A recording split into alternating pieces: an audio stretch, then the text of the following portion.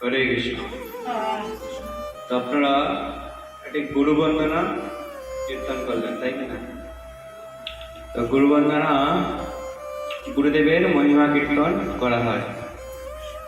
তো যে যার গুরুদেব রয়েছে, যেমন আমাদের গুরু মহারাজের নাম কি? আপনারা কার কোন গুরু মহারাজের চরণস্থিত রয়েছে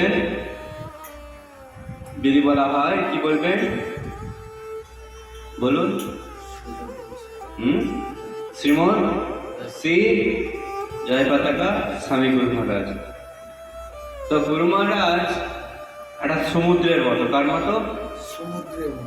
সমুদ্রের মতো। আর আমরা নর্দমার মতো। কিসের মতো? নর্দমার মতো। নর্দমা যেমন যেতে যেতে কোথায় মেশে?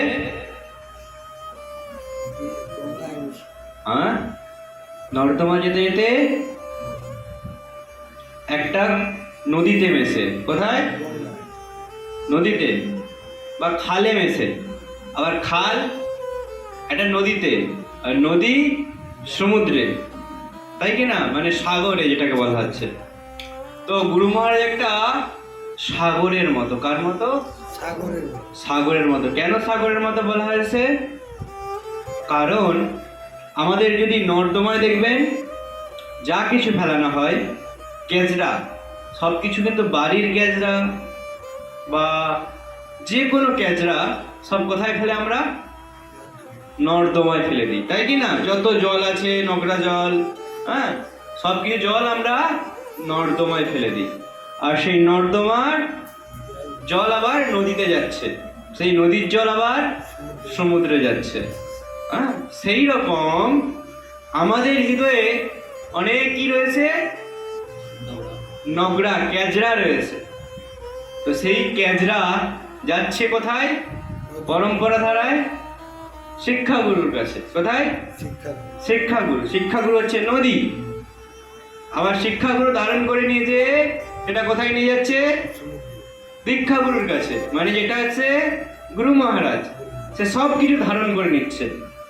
শিক্ষাগুরু ধারণ করে নিয়ে যাচ্ছে, কিন্তু যে দীক্ষাগুরু সে সব কিছু ধারণ করে নিচ্ছে, তাই কি না? এক কথায় গুরু মহারাজের মানে গুরুতত্ত্ব এটাই জানা যায় নাকি?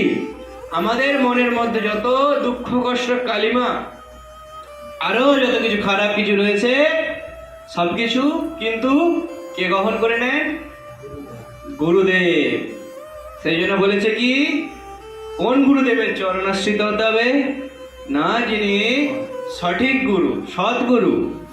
সেই জন্য বলা হয়েছে শ্রী গুরু চরণ পদ্ম কেবল ভক্তি সদ্ম মন্দ মুই সাবধান মতে যাহার প্রসাদে ভাই এ ভব তরিয়া যায়, কৃষ্ণ প্রাপ্তি হয় যাহা ওতে,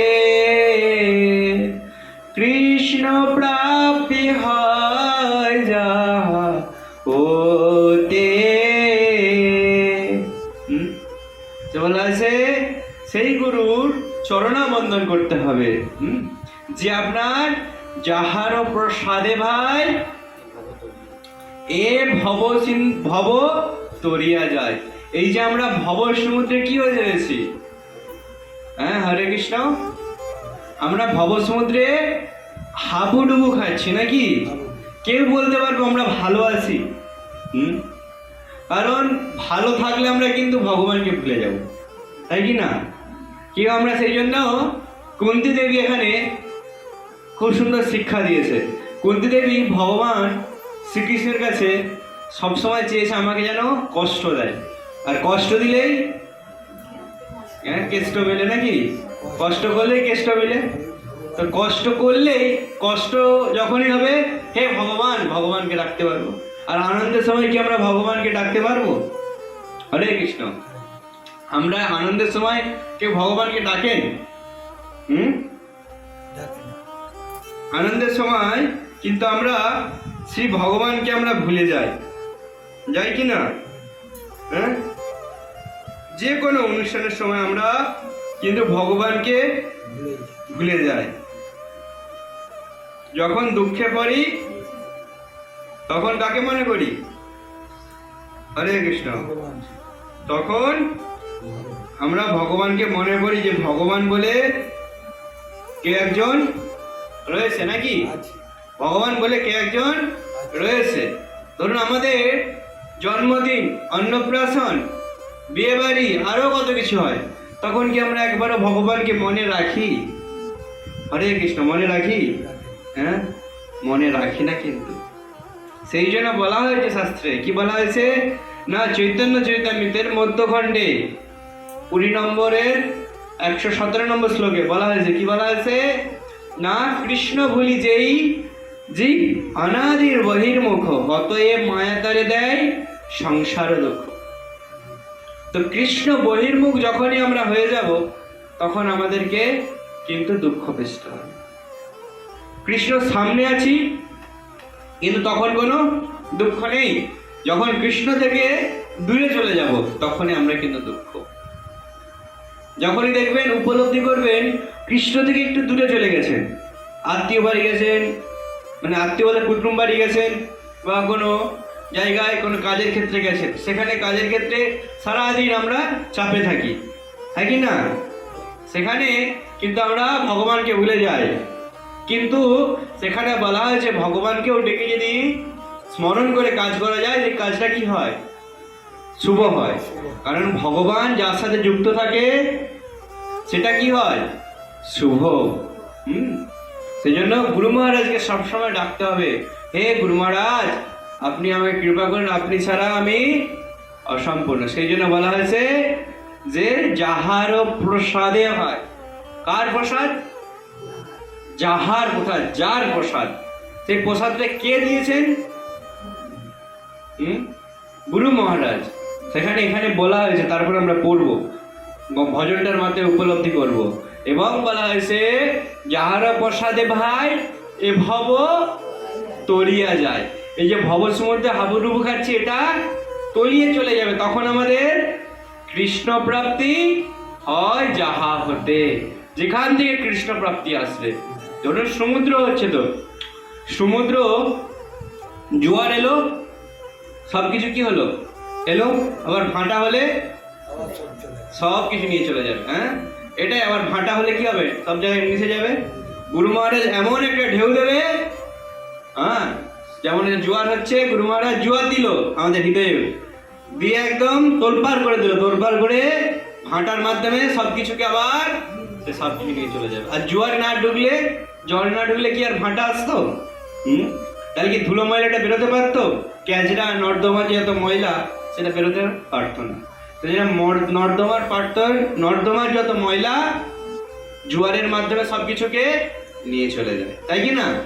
হ্যাঁ, যেরকম জলে ঠেললো আবার জলে সবকিছু টেনে নিয়ে চলে যাবে, আর নাহলে এক জায়গায় সীমাবদ্ধ থাকবে। আমাদের হৃদয়েও গুরু মহারাজ সেরকম জোয়ার দেয়, আর আমরা ভাটা হয়ে সবকিছু নর্দমার মাধ্যমে চলে যায়, তাই কি না? সেই বলেছে কৃষ্ণ প্রাপ্তি হয় যাহা হতে, তখনই। আর নর্দমায় কি কৃষ্ণ থাকে? কৃষ্ণ সবসময় পবিত্র পরিষ্কার জায়গায়, হ্যাঁ, আমাদের হৃদয় যেটা পবিত্র হবে সেই পবিত্র জায়গায় কিন্তু ভগবান বাস করে। তাই না গুরু মহারাজ এসে হৃদয়টাকে পবিত্র করেন যাতে কৃষ্ণ প্রাপ্তি হয়। হ্যাঁ, তারপরে কি বলা হয়েছে? কিন্তু কেন হবে এটা জানতে হবে। এরপরে বলা হয়েছে কি, গুরু মুখ পদ্ম বাক চিত্তেতে করিয়া ঐক, আর না করিহ মনে আশা, আর না করিহ মনে আশা। গুরুমুখ পদ্ম বাক্য, যে গুরুর মুখ থেকে যে পদ্ম, যে পদ্ম বাক্য চিত্রিতে করিয়া ঐক্য, মানে একটাই লক্ষ্য কি, গুরুদেব যেটা বলিবে সেটা আমাদের চিত্রেতে, আমাদের হৃদয়ে ধারণ করে নিতে হবে। তারপরে কি বলা হয়েছে? আর না করিহ কিসের আশা? কিসের আশা? মনের আশা। মনে অনেক কিছু ইচ্ছে করবে, সেই ইচ্ছে সবকিছু পূরণ করা যাবে না। সেই বলা হয়েছে মনকে নিয়ন্ত্রণ করতে হবে কিসের দ্বারায়? বুদ্ধির দ্বারায়। বুদ্ধি দিয়ে মনকে নিয়ন্ত্রণ করতে হবে। বুদ্ধি দিতে হবে সৎ বুদ্ধি, সৎচিত বুদ্ধি, এটা ভগবান থেকে আগত। খারাপ বুদ্ধি হলে খারাপ দিকে মন চলবে, হ্যাঁ। আর মন যখন খারাপ দিকে যাবে তখন হৃদয়টাও খারাপ দিকে চলে যাবে। যেন মনকে বলা হয়েছে নিয়ন্ত্রণ। বোঝা গেল? তারপরে কি বলা হয়েছে? চক্ষু দান দিল যে জন্মে জন্মে প্রভু সে, দিব্য জ্ঞান হৃদে প্রকাশিত, দিব্য জ্ঞান হৃদে প্রকাশিত। চক্ষুদান দিল যে, তাহলে আমাদের চক্ষুদান। বলবেন আমাদের তো চোখ তো রয়েছে, হ্যাঁ, আমরা তো দেখতে পাচ্ছি, আবার গুরুদেব কি করে চক্ষুদান, চক্ষু দিয়ে মনে হয় না? কিন্তু দিব্য জ্ঞান, এখানে কি বলা হয়েছে? চক্ষুদান। আমাদের অ্যাকচুয়ালি যেটা চোখ রয়েছে এটা চোখ নয়, এরপরে চোখ আছে যেটা আমাদের দিব্য চক্ষু, হ্যাঁ। দিব্য চক্ষু দিয়ে আমাদের কি বলা আছে দেখুন, হ্যাঁ, যে আমরা বলি না একে চন্দ্র, দুয়ে পক্ষ, তিনে নেত্র, যেটা জ্ঞান চক্ষু। দিব্য চক্ষু মানে জ্ঞান চক্ষু, জ্ঞান দিয়েছে আমাদেরকে। সেই জ্ঞান দ্বারাই কাকে নিয়ন্ত্রণ করতে হবে? বুদ্ধিকে। আর বুদ্ধি দ্বারাই মনকে। সেই জ্ঞানের মাধ্যমে বুদ্ধি, বুদ্ধির মাধ্যমে জ্ঞান, আর জ্ঞানের মনের মাধ্যমে শরীরকে, ইন্দ্রিয়কে। বোঝা গেল? তো সেই জন্য বলা হয়েছে চক্ষুদান দিল যে, যে চক্ষুদান দিল আমাদেরকে, চক্ষু দান করলো। জন্মে জন্মে প্রভু সে, সে জন্মে জন্মে প্রভু আমার, সে জন্মে জন্মে আমার পূজনীয় সেই গুরু মহারাজ। দিব্য জ্ঞান হৃদে প্রকাশিত, তার যে দিব্য জ্ঞান, আজকে আমরা যতটুকু ভগবানের কৃপায় ভক্তিপথে আসছি, ভগবানের সেবা করতে সুযোগ পাচ্ছি, এটা একমাত্র কার কৃপায়? গুরুর কৃপায়। গুরুদেব আমাদেরকে দিব্য জ্ঞান দিয়েছে, তাই আমাদের হৃদয়ের মধ্যেও প্রকাশিত হয়েছে কি না? কৃষ্ণ ভাবনা, হ্যাঁ, কৃষ্ণ চেতনা গড়ে উঠেছে। তারপরে কি বলা হয়েছে? প্রেম ভক্তি যাহা হইতে অবিদ্য বিনাশ যাতে, বেদে গায় যাহার চরিত, বেদে গায় যাহার চরিত। প্রেম ভক্তি যাহা হইতে, যেখান থেকে প্রেম ভক্তি আগত হবে। হ্যাঁ, আমাদেরকে বলুন তো, প্রেম ছিল? প্রেম ছিল? প্রেম মানে স্ত্রী পুত্রের ভালোবাসাটা প্রেম নয়, হ্যাঁ। কৃষ্ণের প্রীতিবাঞ্ছা সেটা হয় প্রেম। আত্রেন্দ্রিয় জিতেন্দ্রিয় বীর, আমাদের ইন্দ্রিয় তৃপ্তির জন্য ইন্দ্রিয় প্রীতিবাঞ্ছা সেটা হয় কাম। আমাদের যে ইন্দ্রিয় তৃপ্তির জন্য যেটা স্ত্রী পুত্রের মধ্যে, মানে স্ত্রী হাজবেন্ডের মধ্যে যে ভালোবাসাটা আছে ইন্দ্রিয় তৃপ্তির জন্য ভালোবাসা। প্রকৃত ভালোবাসা হচ্ছে কার সাথে হয়? কৃষ্ণের সাথে হয়, ভগবানের ভক্তের সাথে হয়, ভগবানের সাথে ভগবানের ভক্তের প্রেম হয়, সেটাকে বলা হচ্ছে প্রেম। এবং ভক্তি, ভগবানের সাথে যে ভক্তি করা হয়। আমরা বলুন তো, ফ্রিতে কারো সেবা করব? ফ্রিতে কারো সেবা করব? কিন্তু ভগবানের সাথে ফ্রিতে সেবা হয় নাকি? আমরা তো স্বার্থ ছাড়া কিছু চিনি না। ভগবানের কাছে যাচ্ছি, ভগবান আমাকে পাস করে দাও, আমি তোমাকে মিষ্টি দেবো, হ্যাঁ, পরের দিন পুজো দেবো, হ্যাঁ, বলি কি না আমরা? আরো অনেকে অনেক কথা বলি। ভগবান আপনারা আমাকে কৃপা করুন, আমাকে আশীর্বাদ করুন, আমার এটা পাইয়ে দেন, আমি তোমাকে অষ্টম প্রহর করবো, ভাগবত পাঠ করাবো নাকি? কিছু পাওয়ার লোভে, কিছু পাওয়ার লোভে আমরা এত কিছু করি, হ্যাঁ কি না? তাই কি না? কেউ একবারও ভগবানকে ভালোবেসে করি কি? যখন সে প্রেম ভক্তি জন্মাবে, সে তখন এইগুলোর আশা করবে না, কারণ এই জড়জগতিক আশা করে না। ভক্তরা সবসময় ভগবানের আশা করে, যাতে ভগবানের কৃপা পায়, সে কৃপার আশা করে। সেই জন্য প্রেম ভক্তি যাহা হইতে অবিদ্য বিনাশ যাতে বেদে গায় যাহার চরিত। তাহলে বেদে একমাত্র গায় কার চরিত্র? কার চরিত্র? গুরু মহারাজের চরিত্র। হ্যাঁ, বেদে গুরু মহারাজের স্তুতি করা হচ্ছে, ভগবানের স্তুতি করা হচ্ছে। প্রেম ভক্তি যাহা হইতে, যখন আমাদের প্রেম ভক্তি হৃদয়ের মধ্যে জাগ্রত হবে, তখন অবিদ্যা অবিদ্যা যত কিছু আমাদের জড়জগতিক বিদ্যা আছে সেগুলো বিনাশ প্রাপ্ত হবে। সেটা বলে যে অবিদ্য বিনাশ যাতে, বিনাশ হয়ে যাবে, শেষ হয়ে যাবে। খারাপ লোভ লালসা এগুলো তখন শেষ হয়ে যাবে যখন আমাদের হৃদয়ের মধ্যে প্রেম ভক্তি জাগরিত হবে। তারপরে বলা হয়েছে গুরু মুখ শ্রী গুরু করুণা সিন্ধু অধম জনার বন্ধু লোকনাথ লোকের জীবন, লোকনাথ লোকের জীবন। শ্রী গুরু করুণা সিন্ধু, তাহলে আমাদের করুণার সিন্ধুকে, সিন্ধু মানে এখানে আর মধ্যে সমুদ্র, বড় বড় সব কিছু রয়েছে, জল সব কিছু ধারণ করে নেয়, সমুদ্র সিন্ধু, সেটা হচ্ছে শ্রী গুরু করুণা সিন্ধু। শ্রী গুরু করুণা সিন্ধু, যার মধ্যে করুণা, যার হৃদয়ের মধ্যে করুণা রয়েছে, হ্যাঁ, করুণা বশবর্তী, সেই গুরু মহারাজের কথা বলা হয়েছে। অধম নার বন্ধু, তাহলে কার বন্ধু? অধম জনার বন্ধু, অধম জনার বন্ধু। লোকনাথ লোকের জীবন, লোকনাথ কার জীবন? লোকের জীবন। সেই গুরু মহারাজ হচ্ছে লোকের নাথ। হ্যাঁ, গুরু মহারাজ হচ্ছে লোকের নাথ, লোকেরও জীবন। আমাদের জীবন কি তাহলে আসতে, আমাদের জীবনকে, হরে কৃষ্ণ, আমাদের জীবনকে কি বলা হচ্ছে? আমাদের জীবন হচ্ছে গুরু মহারাজ।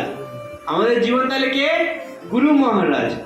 হ্যাঁ, লোকনাথ লোকেরও জীবন। তারপরে বলা হয়েছে হা হা প্রভু কর দয়া দেহ মোরে পদ ছায়া এবে যশ ঘুষুক দেবন, এবে যশ ঘুষুক ত্রিভুবন। হ্যাঁ, ত্রিভুবন। যে হা হা প্রভু প্রার্থনা করতে হবে হাত জোড় করে গুরু মহারাজের চরণে, হা হা প্রভু কর দয়া, দয়া করো। প্রতিনিয়ত আমাদের কৃপা গুরু মহারাজের কাছে প্রার্থনা করতে হবে। হে প্রভু, আমি সব থেকে পাপী, আমার মতো দুরাচারী পাপী পৃথিবীতে একটা নেই, আপনি আমাকে কৃপা করুন প্রভু। হ্যাঁ, বাইরের লোকের সামনে বললে তো আমাদের অসম্মান হতে পারে। হ্যাঁ, পাপী, নিজেকে পাপী বলছে, তাহলে আমি গুরু মহারাজের কাছে যদি বাইরে লজ্জা লাগবে, কিন্তু গুরু মহারাজের কাছে যদি চাই, ভগবানের কাছে যদি ভাবি, হাত জোড় করে প্রার্থনা করি, হা প্রভু, হা কেঁদে কেঁদে, হা প্রভু, হা প্রভু দয়া করো, দেহ মোরে পদ ছায়া। তোমার দেহ, তোমার আমার দেহ তোমার পদ ছায়ার মধ্যে রেখো, যাতে আমি তোমাকে ভুলে যাই, কখনো তুমি না আমাকে ভোলো। তুমি আমাকে যেন সবসময় বেঁধে রাখো। যেন বলা আছে না, বাঁধিয়া নিকটে আমারে পালিবে উচ্ছিষ্ট রাখিবে যা। তো বাঁধিয়া নিকটে আমারে পালিবে, আমাকে বাঁধিয়া নিকটে, হ্যাঁ, পালন করবে, আমাকে নিকটে রেখে বেঁধে রাখবে। কি দ্বারায়? দড়ি দ্বারায়। যেমন তুমি তো ঠাকুর তোমারও কুকুর বলিহা জানি হমরে, তুমি তো ঠাকুর তোমারও কুকুর বলিহা জানি হমরে। সর্বস্ব তোমার চরণে সপিয়া পড়েছি তোমার ঘরে। পড়েছি তোমার ঘরে, সর্বস্ব তোমার চরণে সপি দিয়ে, হ্যাঁ, পড়েছি তোমারও ঘরে। তুমি তো ঠাকুর তোমার কুকুর, হ্যাঁ, বলিহা জানি মোরে। তুমি আমাকে কুকুর রূপে দেখো, তোমার কুকুর হয়ে থাকতে পারি, যাতে সারা জীবন আজীবন যেন আমি তোমার কুকুর হয়ে থাকি। এই প্রার্থনা আমাদের প্রতিনিয়ত করতে হবে গুরু মহারাজের কাছে। প্রতিনিয়ত ভাবতে হবে, চিন্তা করতে হবে যে না, আমি তোমার কুকুর হয়ে থাকি। হ্যাঁ, থাকি না? এদিকে তাকান। আমি তো তোমার কুকুর হয়ে থাকি যেন সারা জীবন। তুমি ঠাকুর, তোমার শিষ্য আমি, তোমার কুকুর হয়ে থাকি। গুরু মহারাজের কাছে এরকম করে প্রার্থনা করতে হবে প্রতিনিয়ত। হ্যাঁ, তারপরে বলতে হবে তুমি আমাকে তোমার পদছায়ায় যেন রাখো, কোনোদিন ছেড়ে দিও না। হ্যাঁ, ছেড়ে দিলে সোনার গৌর আর তো পাবে না। তোমায় হৃদবাতারে রাখিব, ছেড়ে দেবে না। হৃদয় মাঝে রাখতে হবে গুরু মহারাজকে। গুরু মহারাজকে সব সময় প্রার্থনা করতে হবে। কারণ আমরা এক ধাপে কিন্তু উচ্চ মাধ্যমিক পাস করতে পারবো না, সেটা আমাদের ধাপে ধাপে যেতে হবে। আর ধাপে গেলে যেতে হলে প্রথমে আমাদের যারা শিক্ষাগুরু রয়েছে, আমাদের যারা স্কুলের টিচার রয়েছে, তাদের চরণে আশ্রিত নিয়ে, স্কুলে যারা ছোটবেলায় গুরুকুল ছিল আগে, এখন যেমন আমাদের ছোটোখাটো যে প্রাইভেট টিউশন পড়ানো হয়, টিউশনের মাধ্যমে আমাদের পড়তে হবে, পড়ে টরে তারপরে যেতে পারবো। সেই গুরু মহারাজের চরণে আমাদের আশ্রয় নিতে হবে। তখন বলছে এবে যশ ঘুষুক ত্রিভুবন। তখন এই যশ, যে আমরা লোভ লালসা করবো, যশ আমার মান হবে, আমার সম্মান হবে, এই সম্মানের আশা করব না। তখন ত্রিভুবনের যত কিছু আছে সব কিছু সরে যাবে, তখন আর কোনো চিন্তা থাকবে না। সেই জন্য গুরু মহারাজের কাছে প্রার্থনা করতে হবে প্রতিনিয়ত। এই গুরু বন্দনা আমাদের প্রতিনিয়ত ভগবানের চরণে করতে হবে। বোঝা গেল?